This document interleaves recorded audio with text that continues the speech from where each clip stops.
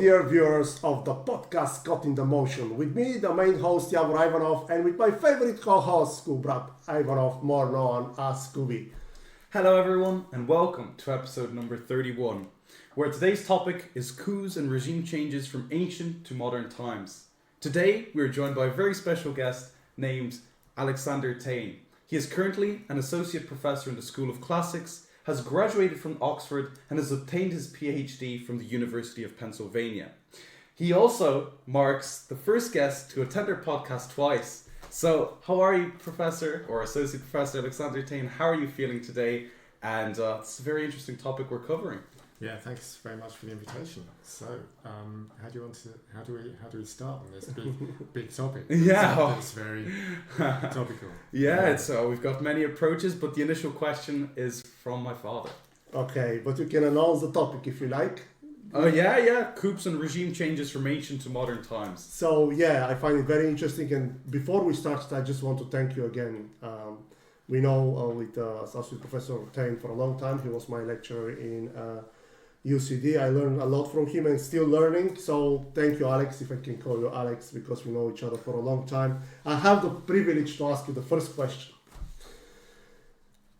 The coup and regime changing, do they change the politics and geopolitics generally? And do they have an impact of the, say, European and the world economics? So the question is, what's the impact? Does it have an impact? Mm-hmm. So another way of framing that question is, are coups successful? This is one of the questions that people have discussed. A lot of the questions in the literature, so looking at political science literature, so historians are asking for the same questions, but one of the big questions is, how successful are coups? And one of the ways you could look at it is that often you could have a short-term success and a long-term failure.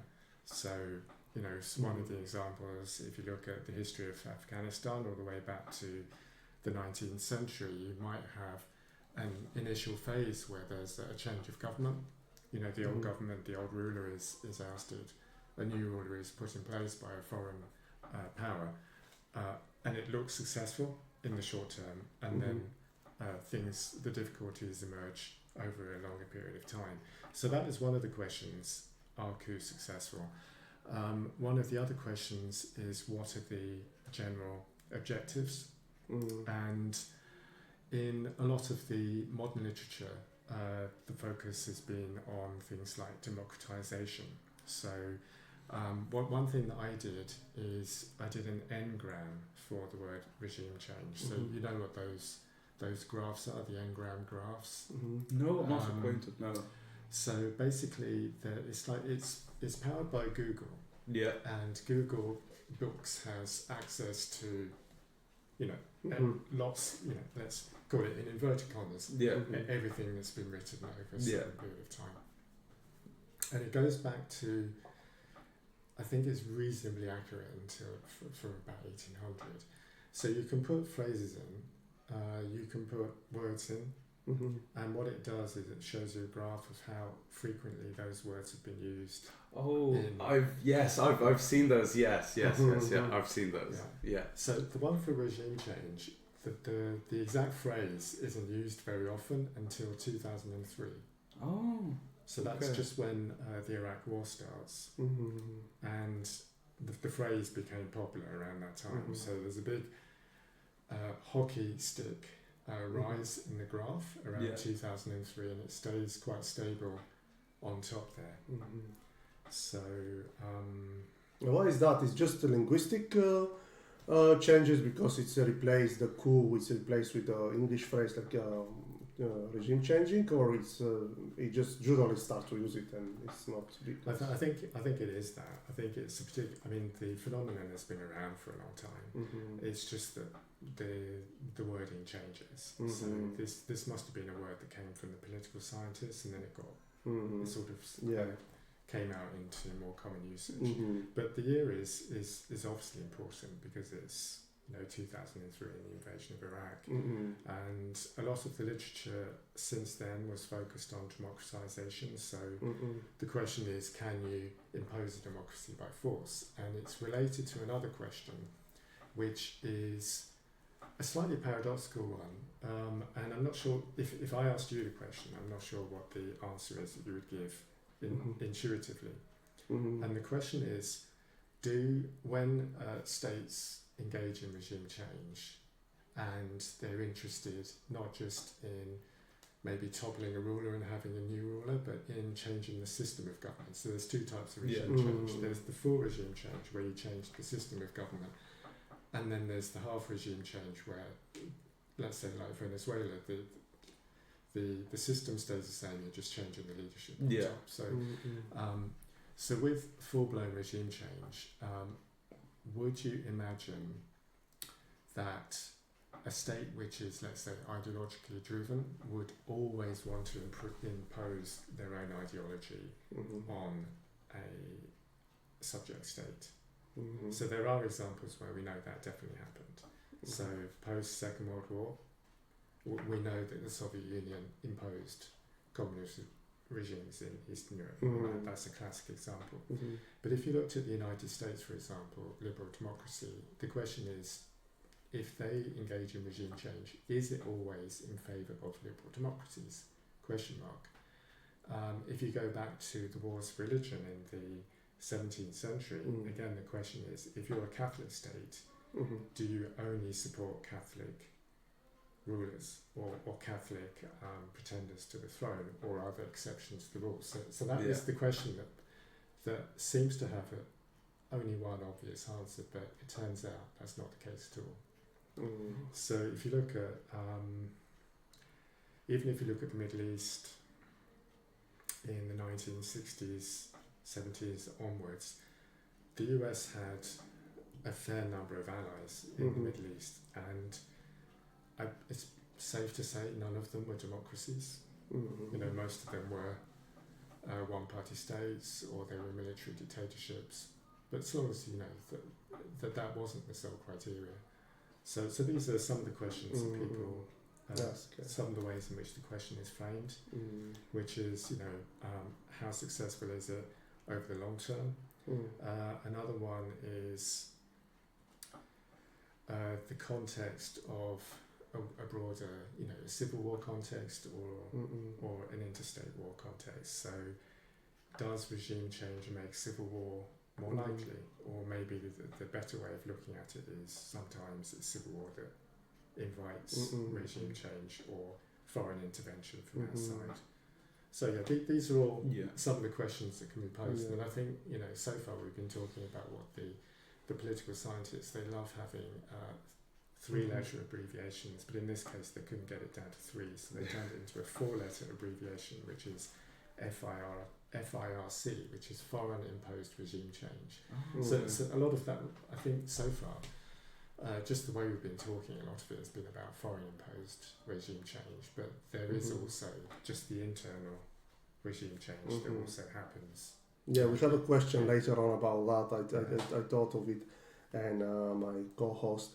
I know I start with very broad and question, very general question, economy. Of course, it's hard to answer in every different country. It's different, and I remember in Bahrain, for example, they're not democracy, as we know. I know it's very basic, but when it was changing all the regimes, or most of them in the Middle East, so it's called the Arab Spring, the Bahraini dynasty is Shia, and the people want them out because most of the people of Bahrain are Sunni. And how they stabilize their position is increasing the salary tremendously, so the people are happy. So in this case, small case, economically the regime didn't change, but keep the people happy just to increase the money. But every country is different, and as you mentioned, in the Middle East, even I think today, most of the countries, they don't have the typical democracy we have in Europe. Yeah, I think that's a really interesting case study to bring in, because what you're talking about is basically how do states maintain their own control, and some of it could be thinking about let's say, segments of the population or other power bases that you need to have on site, and giving money is one obvious way to do it. So in this case, the example you've got is where the population as a whole, or one segment of the population, is getting a salary rise. But you could also imagine a similar scenario where you might be thinking of the army, or a segment of the army. And if we do want to start to bring the ancient world into it, the obvious example is in the Roman imperial period, where you have the donative to the army when a new emperor takes over. You have promises to the Praetorian Guard, and you've got all sorts of things like that. And the broader category in which everything comes into is something that has, again, it has a name in the political science literature, and it's called coup proofing. So if you're a ruler and you know that your position could be precarious, that there could be challenges to your power from various quarters, what you need to do is come up with a strategy to counteract that. Yeah. And it's really interesting the way that some of those strategies have been analysed and categorised. To give you one example, and a really good source for this is somebody called Edward Luttwak. He's still around, but he started his career in possibly the CIA in the 1960s. When he was quite young, he wrote this book called Coup d'etat, a user's manual. And one of the things that he highlights in there are these coup-proofing strategies, and he's looking at a lot of his examples are Middle Eastern countries, also African countries. At the time, that was where a lot of coups were taking place. And again, this is something where there is a sort of parallel in the Roman imperial period. So one of the things you want to do is to make sure that there's no single source of oppositional power. And if you imagine that one source of opposition could come from the army, what you need to do is to divide the army, or create your own, let's say, paramilitary units that are loyal only to you. So it's basically a strategy of divide and rule. So if you think of other examples, Praetorian Guards in Rome. Definitely the Praetorian Guard. The National Guard of Saddam Hussein. The Revolutionary Guard in Iran. You could think of, Nazi Germany as an obvious example for that. And trying to think of another one that's quite a good one. In Cuba, I think they have as well. Some forces that are maybe a bit more loyal to the regime than the others. Sure. And the interesting thing about it is that there was one recent case study where it showed that this strategy really does work. So I remember in 2016, I happened to be in Greece around the same time that there was a failed coup attempt in Turkey. And the one thing that we know about Turkish history from like the 1970s onwards is that the army, they know how to do a coup. And yet this time it didn't work. And what I remember from what was shown on the news was that they did all the things you're supposed to do. You're supposed to capture key locations, key bridges. They did all of that. But then the soldiers were being disarmed by the national police. And clearly what had happened is that Erdogan had turned this one section of the police force into a paramilitary unit that was loyal only to him, which meant that the army no longer had the power, or the uncontested power, to mount a coup. So from his perspective, it was a clever move, and it kept him in power. But it's one example where it just shows how you divide up. And also he sent a lot of generals to prison, and some I think had death penalties as well.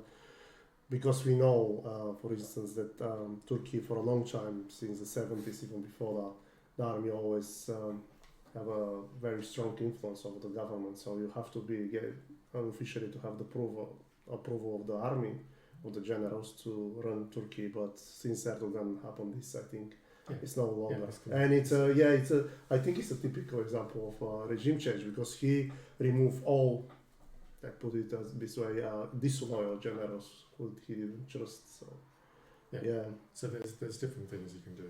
That's one of them, obviously. We start with very general questions, and the next one my co-host prepared there for you.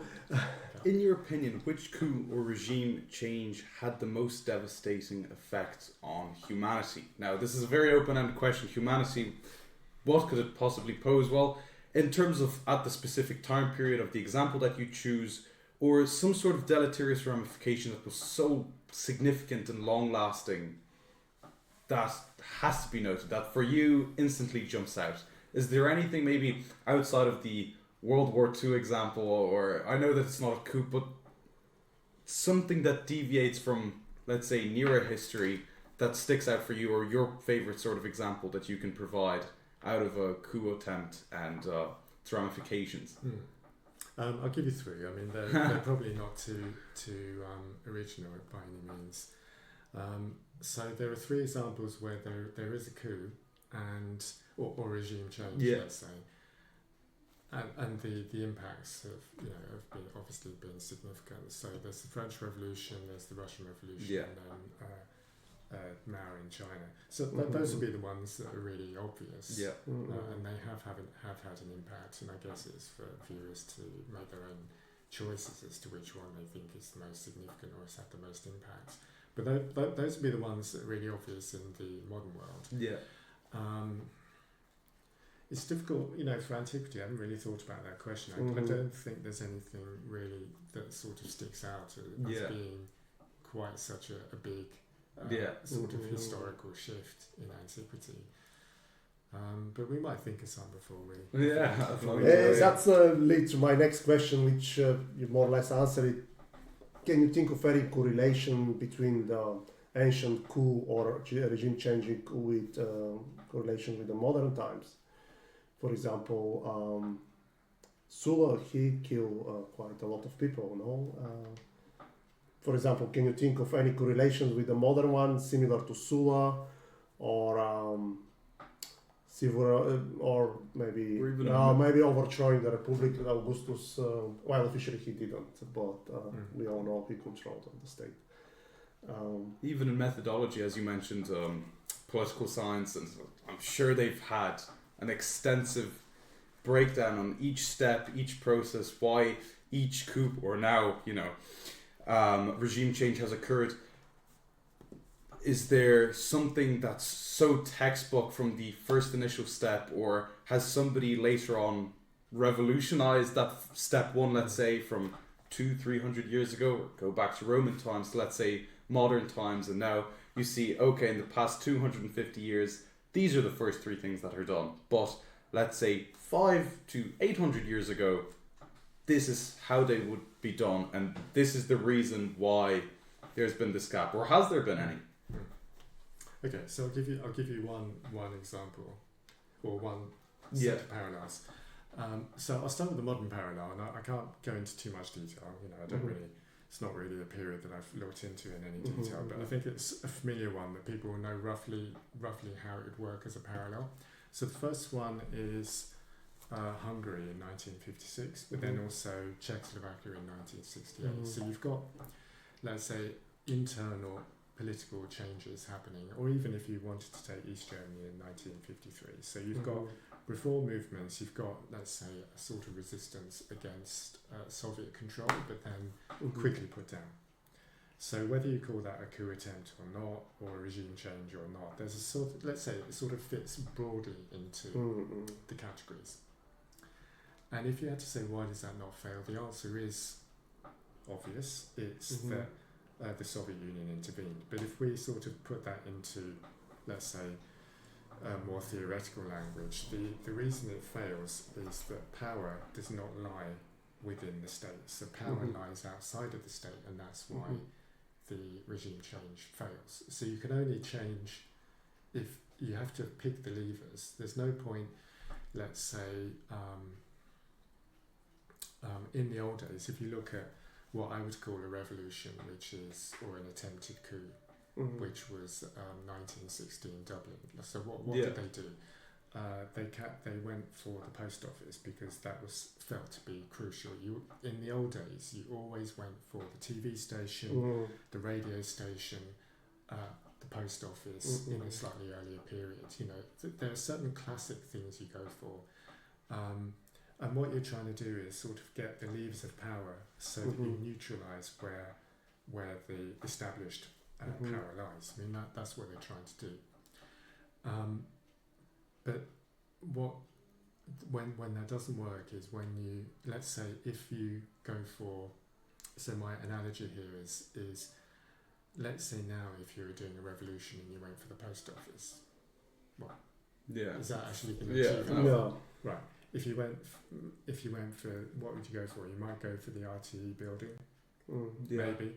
People still watch the news, but the point is there's no point going for something that you think is symbolic, or you think has value, but in reality it doesn't. Yeah. So the example that I would give you for a regime change, a coup, an actual coup that failed, probably the most famous one in antiquity, is the Ides of March. So just to recap some of the details, the Ides of March, it looks like a classic coup. You have 26 or so individuals who are part of the conspiracy. All of them get a dagger into Caesar's body. So that's what we're talking about. We're talking about the assassination of Julius Caesar. So there's a small core of about 20 to 30 who are directly involved. They have broader support within the elite, within the Senate.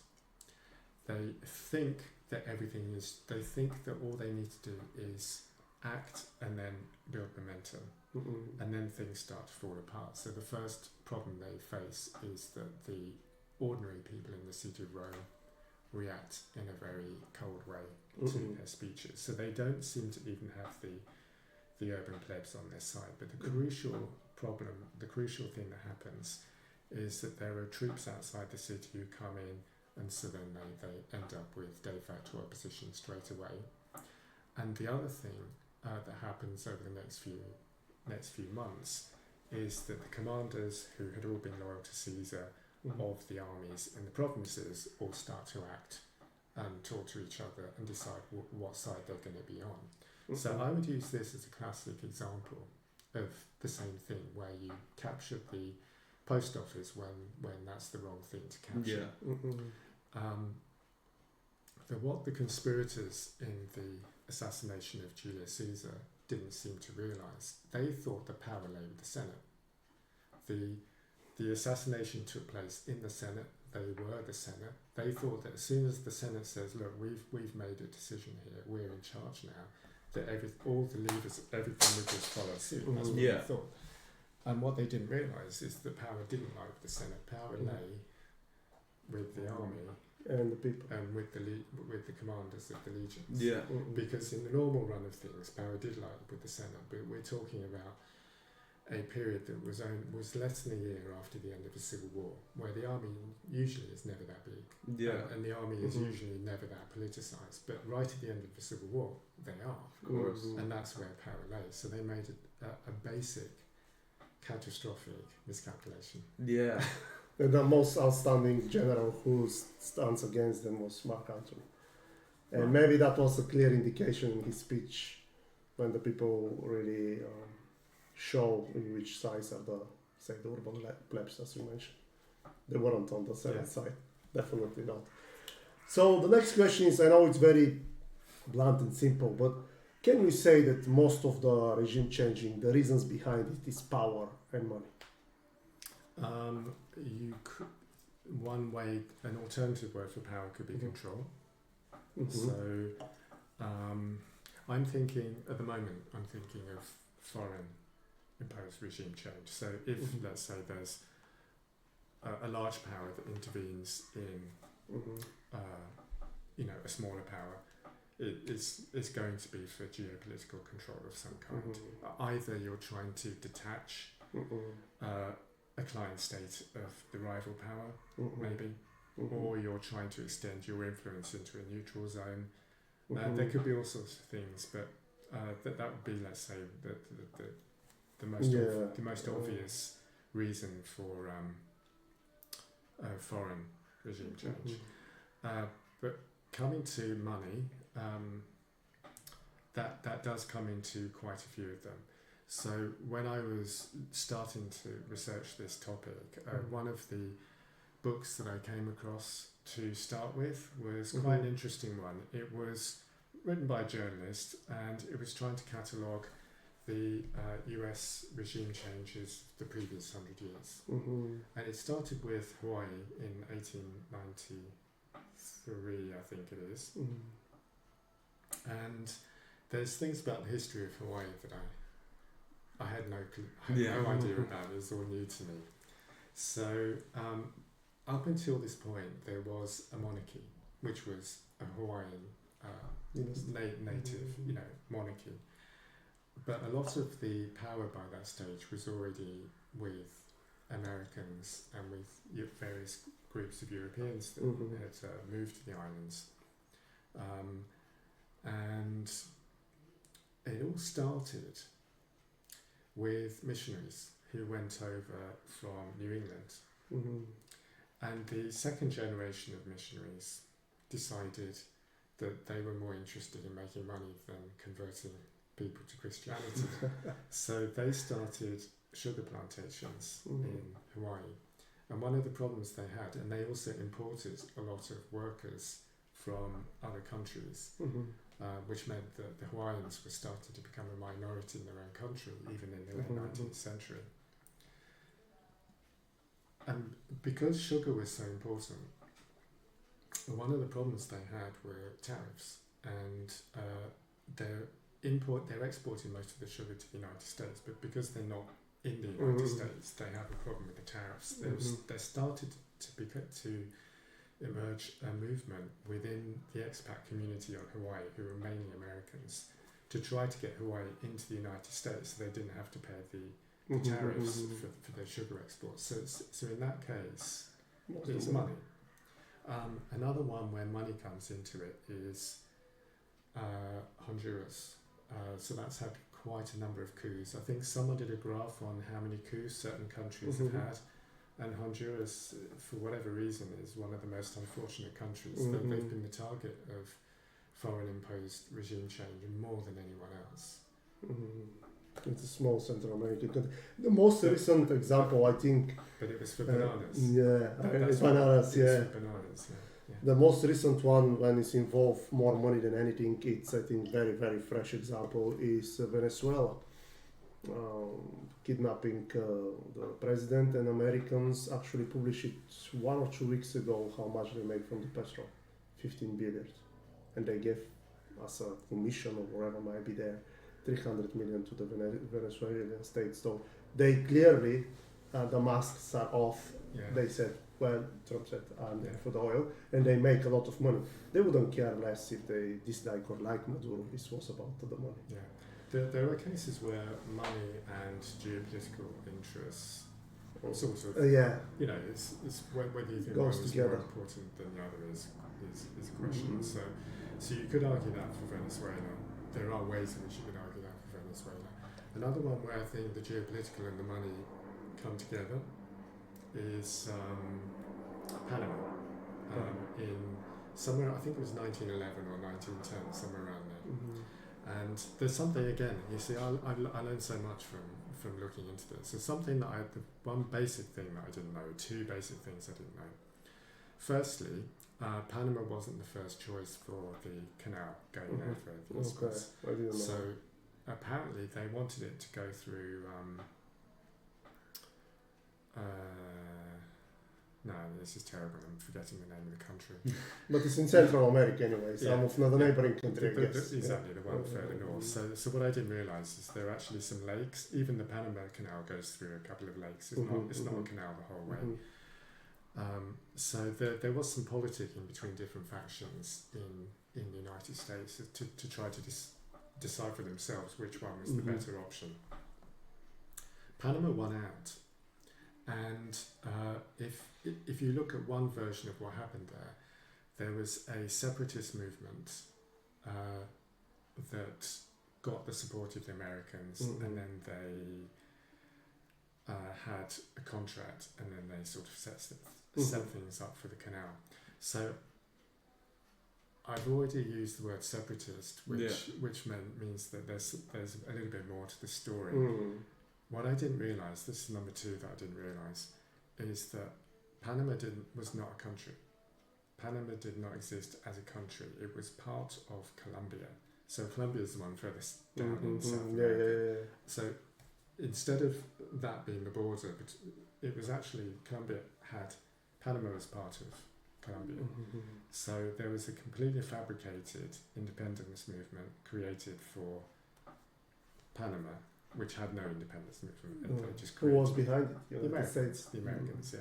So then they supported this fabricated independence movement and signed an agreement with the new government to build the canal, Okay. So they actually created a country in order to sign it on. That's a very good, interesting, very good example of how geopolitics and money goes together. So there is money in terms of the individual factions that might have the contracts. Then there's money, as in trade, is obviously something is part of the economy, but also it's more broadly geopolitical, isn't it? It is, indeed. Yeah, that's a very. I never knew that, and even I forgot. I was listening to a podcast actually about this sort of specific topic, and somebody had posed a very general question, a rhetorical one, obviously, and it was quite interesting. He goes, "Why do you think there's so many billionaires and rich people that go into politics? It's because they've got bored of the money and they want the power. They want to be a part of that change. And even now, if you apply to the sense of a coup, even there with Panama, it's power. Sure, the canal was a consequential development, but there it is. A new country was formed throughout it. So that's something I didn't know. When I think of it about the flag, sorry to continue there, about the Panamanian flag, it's very similar to American, isn't it? In some ways, they have stars, they have blue and red. They have only 2 stars, but they're blue and red. It's kind of there is some similarity. Maybe some symbolism. I'm not too sure, but now we're kind of shifting towards a more modern political aspect, theoretical. Some foresee it, some instantly reject such an idea. But personally, do you see any possibility for such a regime change within the EU? We're seeing how people are taking diverse approaches. EU states, you look at it, the nationalist parties are growing, whether you're for or not, that doesn't matter. But now we're seeing even recent times, as this podcast is getting recorded yesterday, for an example, 40 to 50,000 individuals came over from one country into Spain. And now you're seeing even backlash within them. Within the EU, Italy have instantly stated that they want to penalise Spain within the Schengen movement.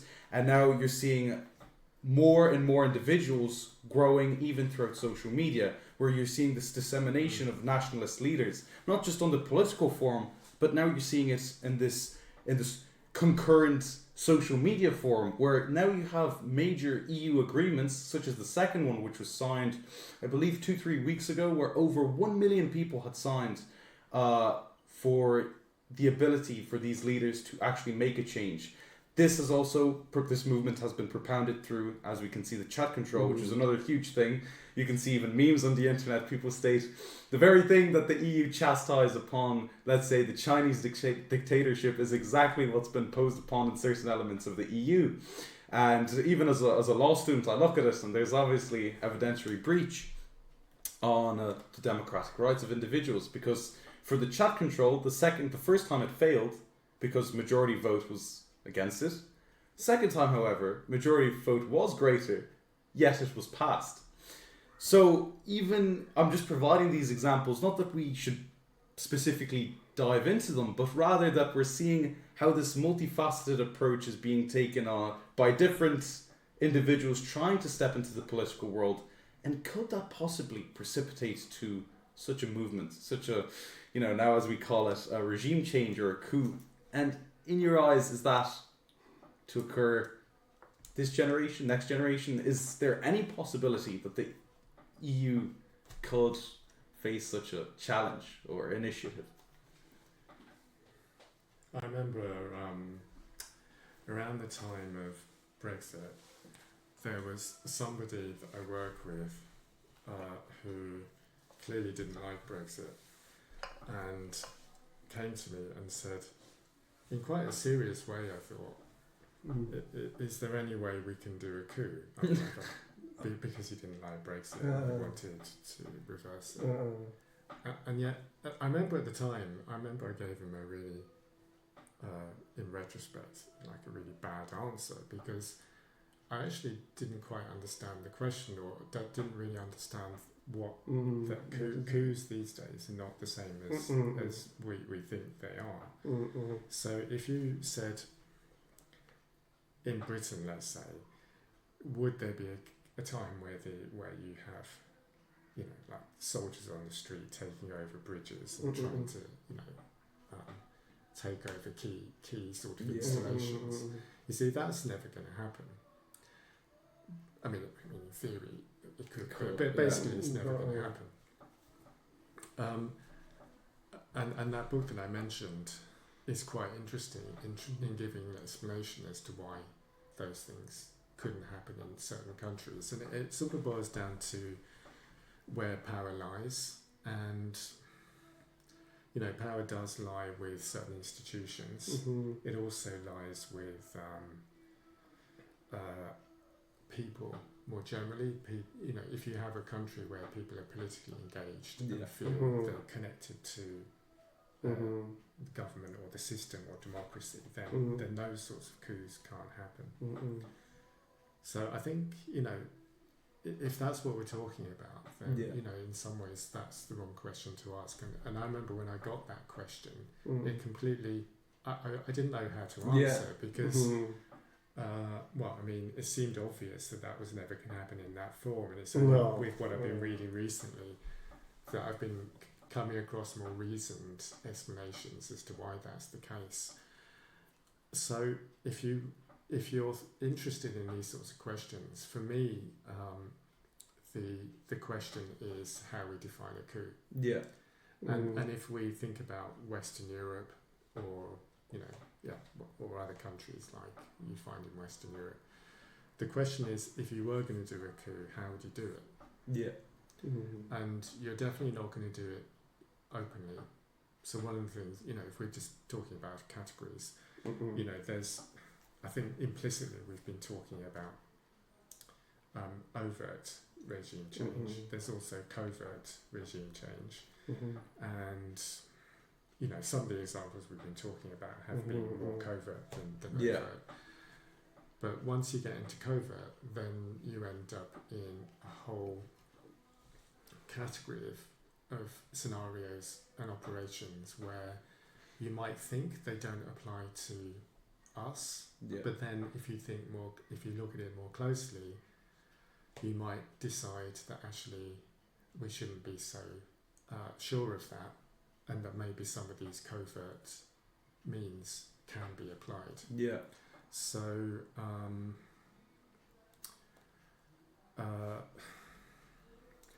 so this is something that I don't have any direct sort of experience of research on. So whatever I know and think, and I do have opinions, but they come from the same podcast that you've been listening to probably. There are other people who could come on and talk about these topics with a lot more authority. But if you're thinking about, the covert, then a lot of it does boil down to things like if you want to, if you, let's say, wanted to do some sort, if you wanted to get a government to resign, let's say, you would probably want to stage some mass protests. And the question is, how do mass protests actually get funded? How do they get started, and who's directing them? Because sometimes you'll find that you're in country X and all of the signs are in English. Which means that they're doing it for the foreign audience. Mm-mm. Um, Mm-hmm. so that's one thing you could Yeah. do if you want to do some covert regime change in order to make it look democratic, because everything needs to be packaged in the right way. So you have to package it as being the people have spoken. Yeah. Yeah. So there's that. Yeah. Mass protests could be, if I'm not, obviously we can't say all of them are, but if you're saying how would you stage a coup in the modern world, that's how you would do it. You would make sure there's a lot of protests against the government that you don't like. Yeah. There are other ways you can do it. You can use international law these days. You can say that, you can use judges. Yeah. And there are lots of things you can do. But I think one of the things that is interesting, and people tend not to believe it, I use that word, that isn't what they want, is that most of this is happening left to right rather than right to left. Yeah. Yeah, and here partly you answer my next question. Maybe discontent is the answer. You tell me what do you think of it. That what is the initial indication or prerequisites of regime changing? Would you say unhappiness of the people, which leads to protests, and that can be the indication of coming soon regime changing or government changing, especially in the democratic country? Would you say this is maybe the indication of such a changing? Like we are witnessing today, a lot of mass immigration, a lot of are happy with it, a lot of people are not feeling safe. And would you say this discontent among the people can be indication? Let's say that in a standard democracy, popular discontent is not going to be the driver, because all you need to do is wait for the next election. I mean, in what you're talking about, there are going to be people who don't feel the parties, the choices on offer reflect anything they want, and so that's a separate issue. But the classic regime changes I think they would tend to be in autocracies, and then there's a different power dynamic at work there. So the popular will, even in an autocracy, does matter, but there are going to be other sources of power, and it could be that if someone has just lost the support of the people that are keeping them in power, then that's when things start to go wrong. But just to go back to some counter examples. So if we're thinking about when does somebody get ousted, it's quite interesting to look at when somebody doesn't get ousted as well. So Lukashenko, if I've got the name right, he had a period of, there was a sort of crisis a couple of years ago, and he was fine because standards of living in Belarus are actually better than both Russia and Ukraine, and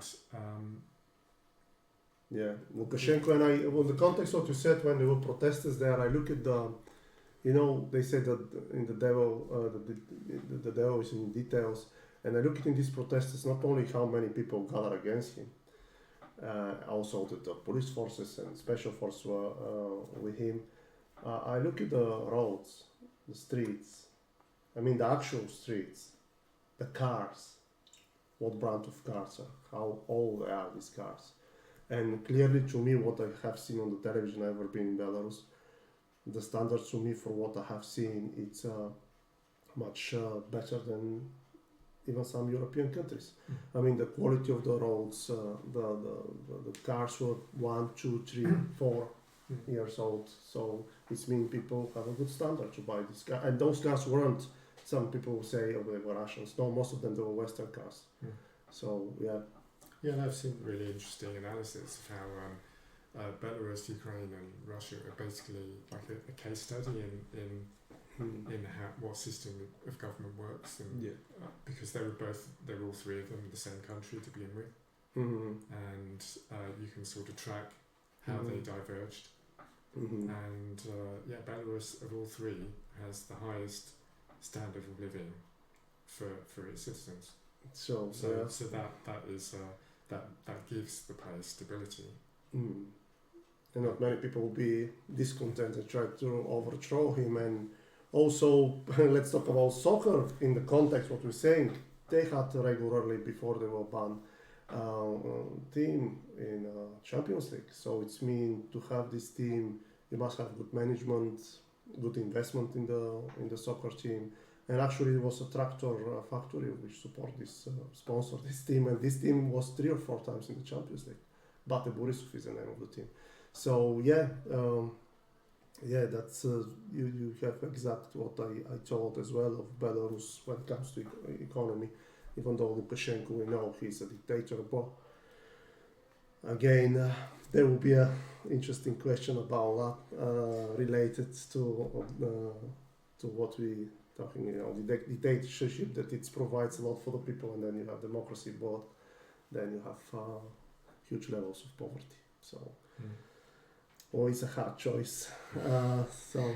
And is it possible to generalize coups in such a category on how they stem from? Let's say, would you look at public pressure, so protests, revolutions, or would you initially be looking at external interference, or is there, if we go back to the Roman Empire, from the inner circle of the state that's being run, is there a way to categorize this, or is it a culmination of all 2 or 3 preponderant factors for a coup to take place, even if it's close to being successful or successful? Is there in the social science, more political science studies, a way that they generalize it, or how exactly do they do it? So one way in which they answer that question is it sort of sidesteps the question a little bit, but it also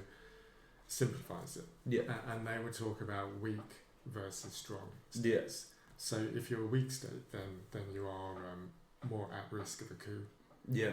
So internal weakness. So you could define that weakness in different ways. But I think that's probably quite a nice way of doing it. Yeah. Because that means you can, within that umbrella, you could imagine different, details contributing to that weakness. It could be there in different ways. Yeah. But I say for a coup to come internally, that's the prerequisite, which is regime weakness. Yeah. Okay.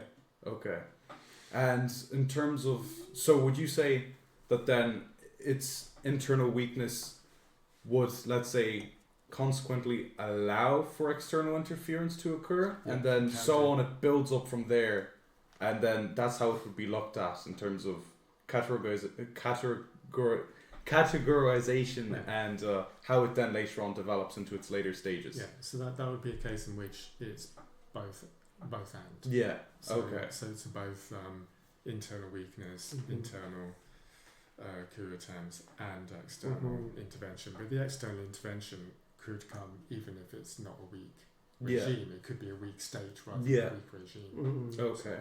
Yeah. But there are a few cases when I was preparing a few case studies for this conference that we had the other week. There are a few cases that may be less familiar, but they sort of fit into that category of let's say regime weakness. Yeah. So we sometimes look at the Roman imperial period and different periods where you've got the internal weakness and you've got emperors coming and going. But the Parthians, so looking at the area that in I guess we could call it Persia as well, but in that particular period, it's the Parthians in charge. They go through periods of regime weakness, quite serious ones, and there are a couple of occasions, one towards the end of the Augustan period, where the Parthian nobility are asking Augustus on the Roman side to provide them with a monarch. So there were a couple of Parthian princes who had been given over to Augustus to live in Rome, and somewhere towards the end of the Augustan period, a request comes for one of them to be sent back to them to take over. I'll leave you to figure out whether that was a success or not. Yeah. So, will we fit as well in the narrative what you're saying, and in the context that as well, without diminishing the skills and bravery and so on of Alexander the Great, that his success as well was huge success to defeat the Persian Empire, because they have a weak regime. at the time, Yeah, at the time, in the time of Darius III. So Right. yeah, it's a classical example of what you were saying. Okay, and next question is, say for example, you did a regime change. You become, say, the president of Bulgaria. Somehow you took the power. For example, Bulgaria as an example. It could be any No, country. I think you should make up a name. Okay, we make a make, name. make up a country's name. It's like, did you ever read the Tintin books? I know them, Did you but I ever haven't. read No, Tintin? I've not. No. Okay, some of them were great. Like, Okay, He well, had let's this- get. he had these adventures that were set in the Balkans, and he made up countries. Oh, Like, Okay, the author okay. made up Oh, names of countries. And One of okay. them had Cyrillic script and everything, Yeah, so it was yeah. probably Bulgaria. Yeah. but he made up a different name for this. Yeah, yeah. Okay, let's say Kefalistan. Kefalistan, they call one region in Bulgaria, joking. By the way, it's not official country. Say you took over Kefalistan. How are you going to justify your regime changing to the people? And to the inner circle, even the one who they support you, but they expect probably something from you. How are you going to justify to your inner circle and to the people your regime changing? So what you're coming to is a question of narratives, and there's actually been stuff written on this, and it's from a different perspective. So I'd have to think a little bit to see how you'd do it from the opposite point of view. But what I've been reading is narratives that are used by an external power to justify a regime change to its own people. So one of the phrases could be spreading democracy. So that sounds like a good thing. You could lots of variations of making the world a safer place, a better place, defeating terrorism. You know, these are the messages that you would use to sell an intervention to your own people if you're the intervening power. But say you want to be a dictator. You can't say I'm going to provide you with democracy. You say, maybe not clearly, but you can send a message, look, I want to be here a long time. Well, okay, so I mean, you could just look at a few examples. I mean, you've got some revolutions that revolve around messages of liberty. You know, and liberty is one of those words that you can define in different ways to be. So there's there's one form of liberty which is, you could define liberty in terms of, if you're, let's say, a populist autocrat, then you define liberty in terms of, the ordinary man. Free education, free health service, or whatever, something like that as well. You can use better infrastructure. Yeah. So then you present yourself as a man of the people. So what I've been there's a conference volume that I'm part of, and I only did a chapter on some Roman history, but there's political science people involved, and I read some of the other chapters, and somebody wrote a chapter on Erdogan, and this is part of his message, that he's the man of the people. Whether that's true or not is separate, but that's part of his messaging. Okay. So one strategy you could have is to present yourself as a populist. If we think of some very familiar examples, there are some cases where, post-Second World War, there were a lot of new communist dictatorships, and they presented themselves as, as what they were. I mean, they presented themselves as communists, and again, framed in terms of this is best for the Yeah. for the ordinary people, Yeah. and you've been oppressed for exactly. So those would be again that's a sort of populist message, even though it's not what people call populism these days. I suppose that's one of the things you do. You could frame it as liberation from a different external power. Yeah. So if you're a small state that's been dominated by power A, and you come into, if you're part of a coup that's been supported by power B, then power A is the cause of all of your problems, and, power B is your new best friend, and they're going to help everything get better. So. Yeah, recently, it's in the context of what you're saying. Recently, I read, he died recently as well, rest in peace, Professor Michael Parenti. I don't know if you heard of him. American professor. He said, because they said Eastern Europe was liberated as the communism fall, and he gave a classical example that almost none of these countries were free before the communism coming. In Poland, they have a dictatorship. In Bulgaria, the king was running the state, really. He controlled absolutely the state.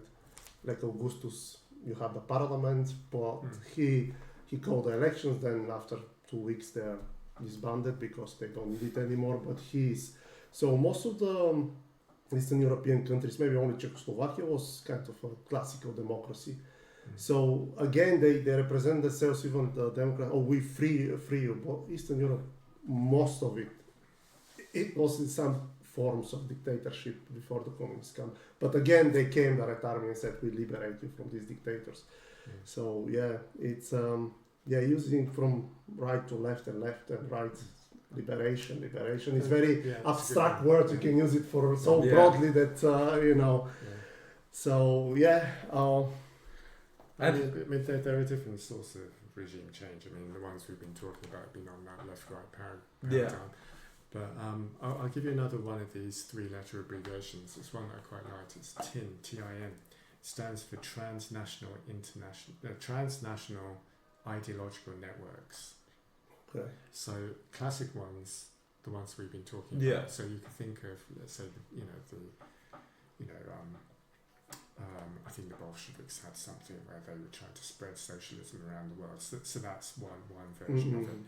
But there are different periods in history where the ideology is something different. So going back to the wars of religion, if you're talking in terms of ideology, it's going to be Protestantism versus Catholicism. And so that's absolutely nothing to do with the left-right. And another TIN, which is has power and influence and does carry out regime change, is things like the Muslim Brotherhood.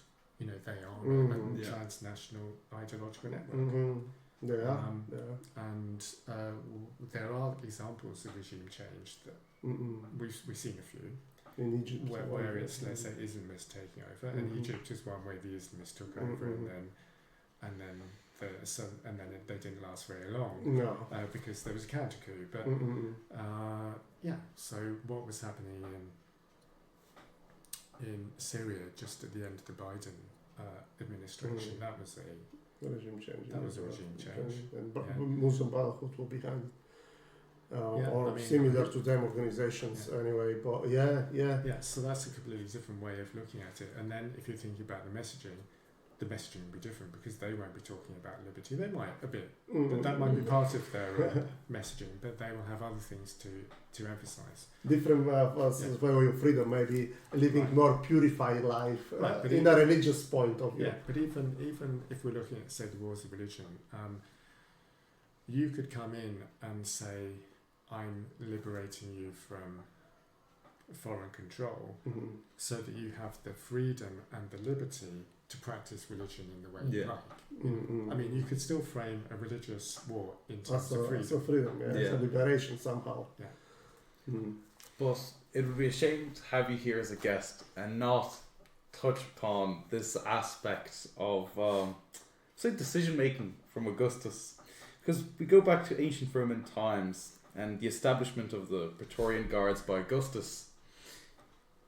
how can it be justified, or can it be justified? As obviously later on we elucidated upon how the army has control with the establishment of the Praetorian Guards, Praetorian Prefect, consequentially, that leads to many coups in the future. Maybe not against him, but down the line. How would you, if you were to hypothetically justify it, or how would you interpret this creation, just under the subtopic or umbrella of coups and the coups and the opportunity that they've been provided to have such a power, because it never existed beforehand, and obviously you had the legions, but now they are the one in charge. They are the Praetorian Guards. Yeah. The right hand. It is an interesting case study, and it's one that is the obvious one that people are interested in, and I think the interest is there for very good reason. Something that I was reading on the topic, so it's probably a technicality, but the Praetorian cohort did exist before Augustus. But it's like all of these things. You can trace the origins of something before a certain cut-off point, but that doesn't mean that it was the same thing. So you can always find some origins. Another way you could answer that question is to say that whatever it was under Augustus changed over time. So maybe what we think of as the classic Praetorian Guard wasn't quite like that in the Augustan period. So one way in which you could make that case, when we think of the Praetorian Guard having that big fortified camp on the edge of Rome, but it was only, I think, Tiberius that created that structure. So or that's something that was maybe a bit different under Augustus, but ultimately it is coming down to this question of coup proofing. So to have a unit that is loyal to the emperor. Another really interesting thing that is part of the coup proofing strategy that the Praetorian Guard illustrates is if you want to make sure that one of the things you want to make sure is that power isn't concentrated in any one rival individual.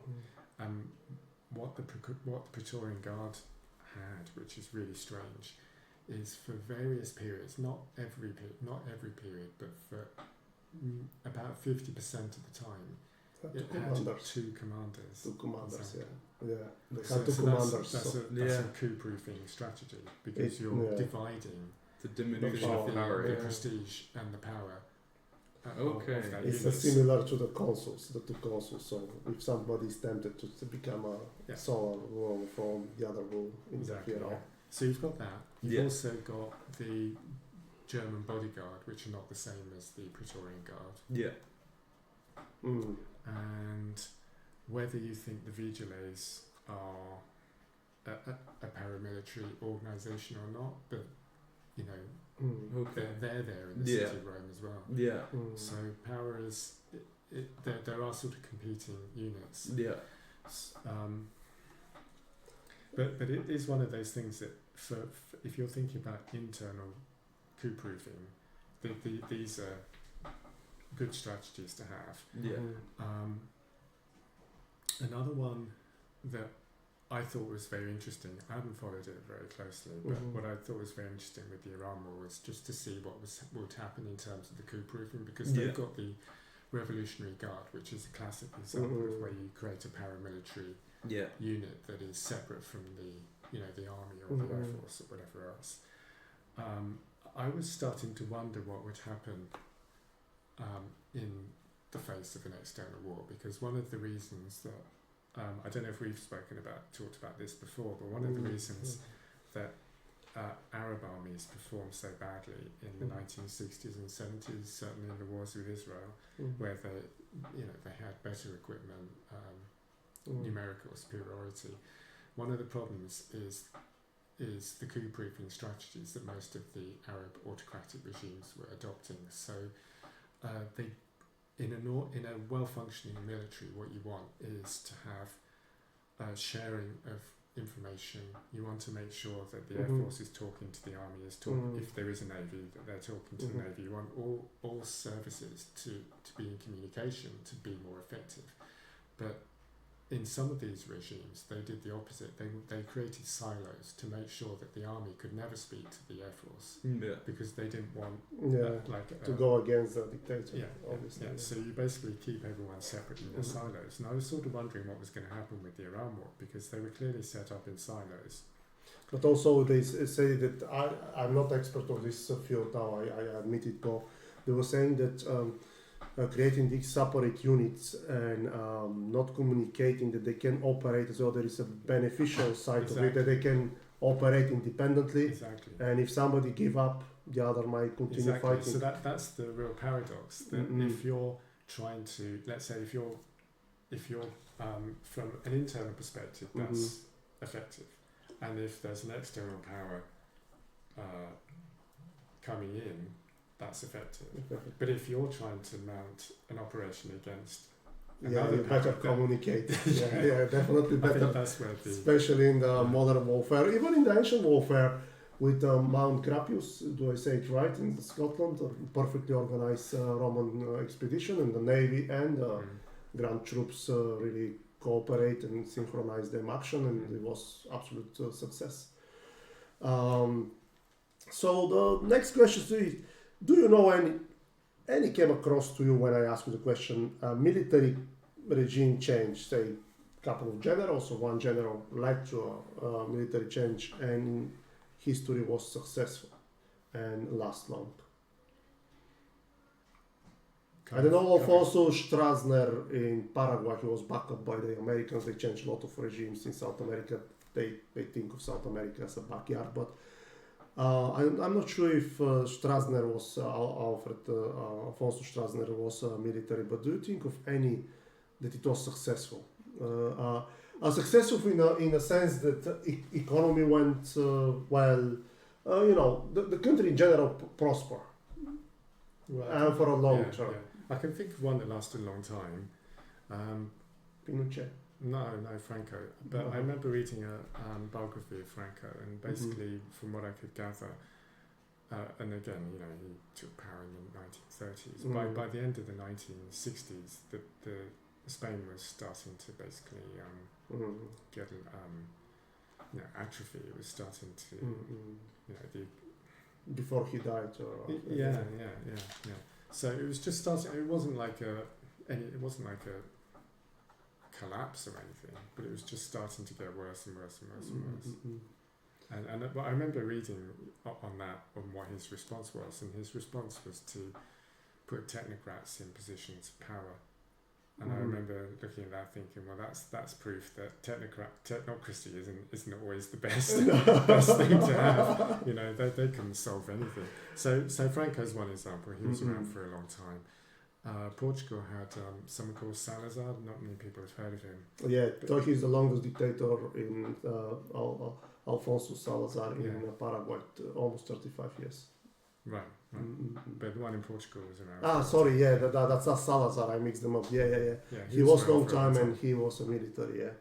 No, he was an economics professor, I think. Was it? He wasn't the military, but the military helped him to overthrow. Yeah. And but the coup that sort of ended everything for Portugal was quite interesting as well in 1975, because that illustrates another thing, that you don't have to have large numbers of troops to mount a coup. In fact, you want the numbers to be small so that you don't have the risk of being betrayed. But the crucial thing is to make sure that any effective troops that could oppose you can't. So one way you would do that would be, let's say, to take over a railway line. So then the troops who would love to oppose you can't reach you. So there was one example in the Russian Civil War where there was, I can't remember the name, one of the Russian generals tried to carry out a putsch, but the railway workers just went on strike and refused to move the troops. So that failed. And in Portugal, the real issue is that Portugal's army was large and it was effective. The problem they faced for the 1975 coup is that 80% of the Portuguese army was in Africa. And so the coup couldn't and they back. couldn't get back quick enough. It was impossible. So the coup had already happened. I guess it was they already were, finished by the time they could have come back. So So the army was basically just sitting there. It was, I guess they were in Mozambique. And just to curiosity, did he kill the king, the last king of Portugal? The dictator?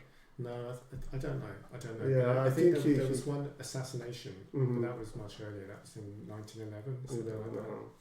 It was, No, just curiosity. I just don't remember hazy. It's my memory about the last king of Portugal. But anyhow, so you touched already. Next question is: it is important if you have a regime changing. Do you think the propaganda play integral part of this regime? You can't just take over and not to justify your actions and what you're going to do. Is it important part in the regime changing propaganda? For internal use and external use, because you have to present yourself as well in the world. You can't just be looking nice at home and then don't care about what the international players think of you. yeah, I think so. Propaganda is important, isn't it? You can't just ignore it, because the Russians did that in the Cold War.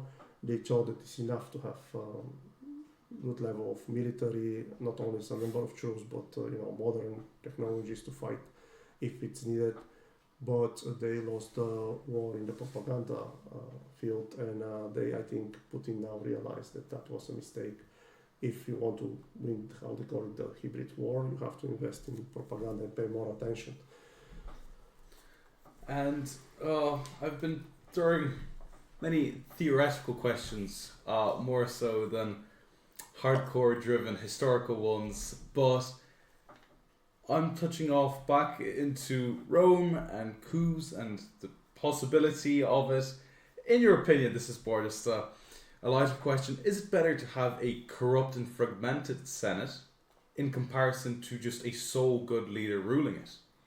In terms of control, in terms of obsequious behavior from the lower ranking, or if you have this corruption and intensity within the Senate, because people are kind of expecting possibly an outlash from one party or another, that diminishes the probability of such a coup occurring. From your political science knowledge and your studies so far, which would actually be more effective, or even just objectively looking at it from your experience, let's say in the context of the Roman Empire, with a fractured Senate or a good emperor?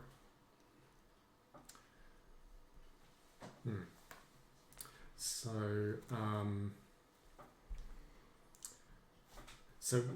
in order to have stability, internal stability for the average person, I guess, but both systems could work. Okay. So, I mean, the Senate can be fractured. Competition is always there, but there's always that sort of invisible line beyond which things start to become dysfunctional. So you could have a highly competitive Senate that is very effective. You could have, even with an emperor, it's never one man. There's always going to be a faction. There's always going to be there are more groups involved in what appears to be a monarchy. So okay. In both scenarios, he's not ruling solo. He needs at least a couple of people around him to help him with that. Okay. And my following question is: can you briefly explain what a sabaya is by the Arab philosopher Ibn Khaldun and its importance and interpretation of its effects? Some will be saying probably Asabia, isn't it? I think it's called Asabia. Asabia, I'm not sure. But, he's. So I've come across him second hand. So, it's all talking about cohesion Yeah. within a society. Yeah. And that being the crucial factor that sort of, I guess, would define whether a state is strong or weak. And, his theory is that these things go through cycles, and that when you get to a position of weakness where cohesion goes down, that's when you're more likely to have some sort of external change or something happening. Yeah. So that would be his theory. I think it is. It's sort of.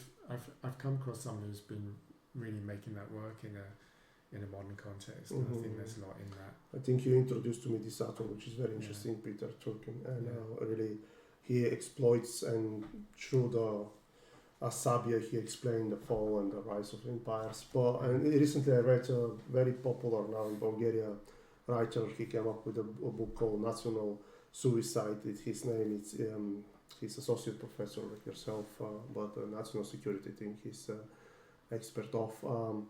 Ilya Tabakov, he as well mentioned Asabia, and he give uses the same ideas, but to explain the fall of the Roman Empire, like for example, the most times the coups lead to dictatorship, and these dictatorships in some ways kill this Asabia, and he's saying that Roman Empire starts to decline when the Augustus, let's say crudely said it, stole all the power, and the people lost this touch with the power. They didn't feel anymore Respublika, we are not part of the decision making. We are not electing the Senate, even though we know that the Senate wasn't elected as now the governments are elected. Do you think this theory is plausible? That because I was thinking of it, and I know it's hard to come to a conclusion, but do you think the dictatorship kills the Asabia? Well, he's not classical dictator, Augustus, we know. He never proclaimed himself a dictator. I mean, in that context, you've got a period where you had a disintegration, and he sort of arguably puts things back together. So he's building consensus and he's building stability. So you would argue that he would actually be a positive figure in terms of Asabia. That would be, let's say, the standard view of looking at it. I suppose, going back to Peter Tetchin's, stuff, he looks at, the later periods and he identifies a few more cycles within the Roman period before what we might think of as the final collapse. So I think his reading is quite interesting. Yeah, indeed. And so for him,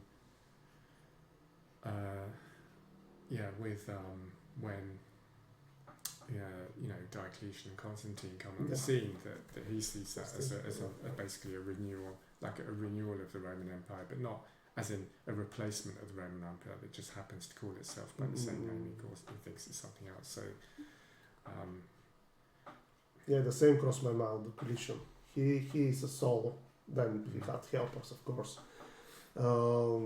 He saved the empire of total disintegration. So, in this case, we can't say that the dictatorship or the leadership of one man of the army and the state maybe killed Asabia, maybe put it together. That was the last question, and really I want to thank you very much with my co-host. Really, it was more than a pleasure to have you again here with us. Thank you for accepting the invitation. It was an honor to have another opportunity to interview you, probe and throw some questions at you as well. So thank you again for joining us, and thank you to anybody who has watched the podcast to the very end. Don't forget, if you want to see any more content, have any more questions, or you want to see certain topics, don't forget to hit the subscribe button, like button and the notification bell, and we'll catch you in the next one.